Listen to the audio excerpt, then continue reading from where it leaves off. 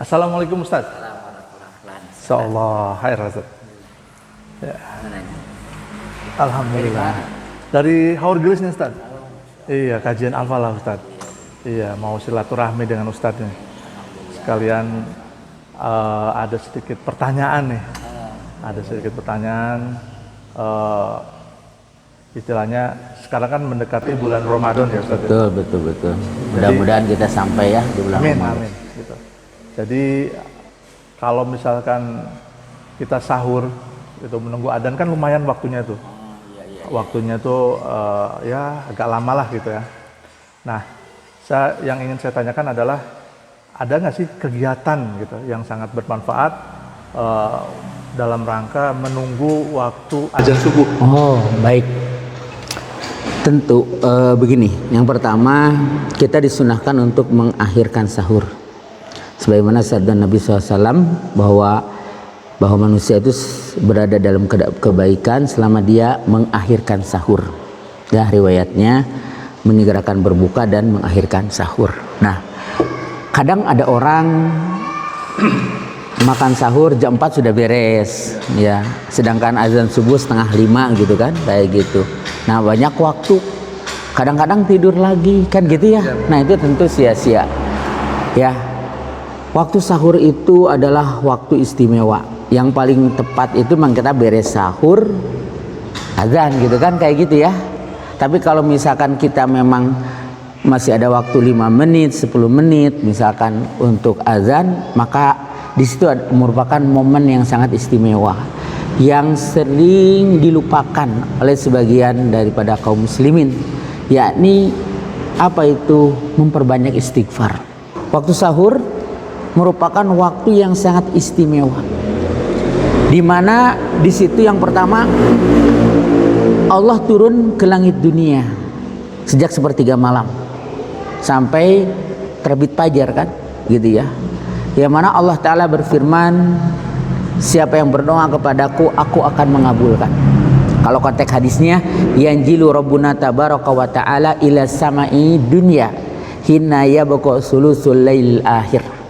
Ya, jadi Rabb kita turunnya kayak gimana Allah alam, itu yaliku bijalalihi, kita tidak menyerupakan dengan makhluknya. Yang terpenting Allah berfirman, siapa yang berdoa kepadaku, aku akan mengabulkan. Siapa yang mohon ampun kepadaku, aku akan ampuni.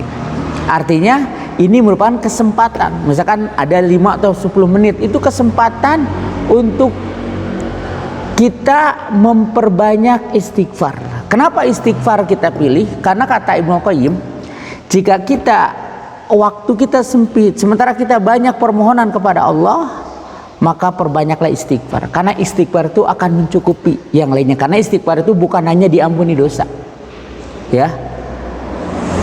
Bahkan termasuk istighfar itu cocok sekarang tuh memperbanyak itu, bukan cocok, emang cocok setiap waktu juga cocok. Tapi sekarang lagi wabah, lagi orang banyak ketakutan, lagi banyak musibah. Sebagaimana kata Allah dalam surat Al-Anfal ayatnya di ayat 40 kalau nggak salah, Allah Ta'ala berfirman, a'udzubillahi minasyaitonirrajim, wa makanallahu mu'adzibahum wa anta fihim wa makanallahu mu'adzibahum wa hum yastaghfirun. Dan Allah tidak akan mengazab mereka, ya, jadi umat manusia, selama engkau berada di tengah-tengah mereka, yakni Nabi SAW. Dan Allah tidak akan mengazab mereka selama mereka istighfar.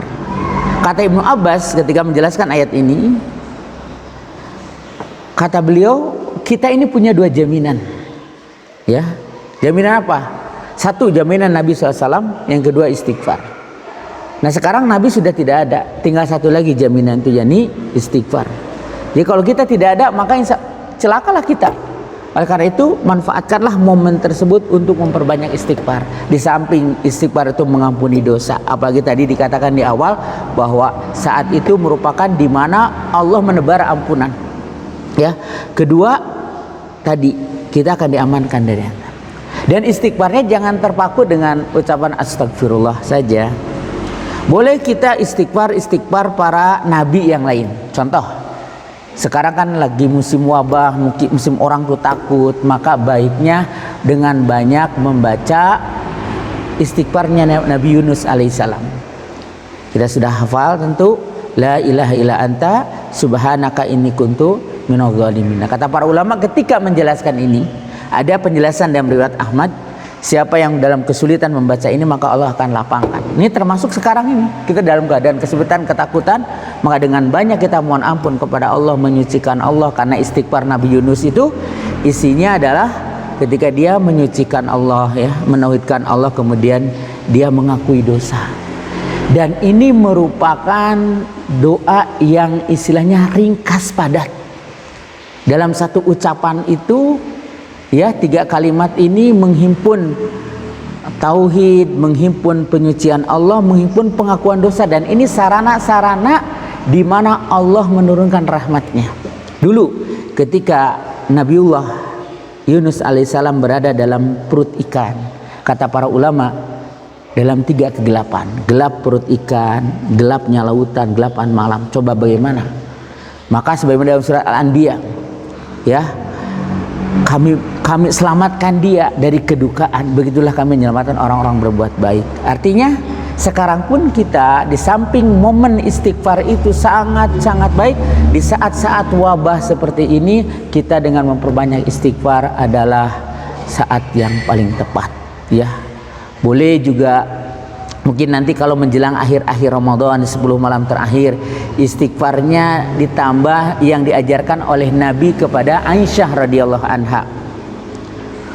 Allahumma innaka afuwun tuhibbul afwa fa'fu anni. Dan ini luar biasa sekali. Ya, jadi silakan itu perbanyak istighfar di waktu itu karena itu merupakan waktu istimewa. Ya, itu mungkin bisa. Satu lagi Tad, pertanyaan Tad. Jadi ini kan kebetulan masih di bulan Sya'ban ya, kan? Iya. Jadi ada sedikit pertanyaan, istilahnya kita masih nggak sih diperbolehkan puasa di bulan Sya'ban ini? Sunnah. Ya, puasa sunnah. Apakah itu puasa Daud, apakah itu puasa Senin Kemis setelah tanggal 15 Sya'ban ini sampai ke bulan Ramadan? Oh, itu boleh. Adapun hadis larangan bahwa kita tidak boleh mendahului 1 hari atau 2 hari sebelum Ramadan, itu bagi orang-orang yang tidak terbiasa saum sunat. Misalkan dia pemanasan, oh besok Ramadan, misalnya hari Jumat, saya Kamis ini mau puasa dulu, hitung-hitung latihan persiapan buat besok, itu nggak boleh. Oh, itu malah nggak boleh. Jadi tapi kalau misalkan orang terbiasa saum Senin Kemis, saum Daud, maka dia sampai besok misalkan hari Jumat dia tanggal 1 Ramadan, misalkan dia Kamis masih puasa Kamis, maka tidak ada apa-apa. Bahkan Nabi SAW itu memperbanyak sekali saum di bulan Sya'ban. Sebagaimana dia kata Aisyah, ya, perbanyak. Jadi tidak ada batasan, misalkan setelah tanggal 15 sudah tidak boleh, enggak ada larangan seperti itu, silahkan saja gitu ya. Yang enggak boleh itu tadi menyengaja sehari atau 2 hari yang dia tidak biasa dengan saum sunat, dia malah saum dalam rangka persiapan. Nah, itu ada larangannya. Dalam hadis yang sahih ada larangan dari Nabi Shallallahu Alaihi Wasallam seperti itu. Baik Ustaz. Baik. Sangat bermanfaat sekali ya. Alhamdulillah, mudah-mudahan bermanfaat. Buat pemirsa di rumah juga ya. Iya. Istilahnya bisa bermanfaat, Iya. sebagai referensi gitu. Saya ucapkan jazakumullah khair Oh iya. untuk tausiahnya yang sangat singkat.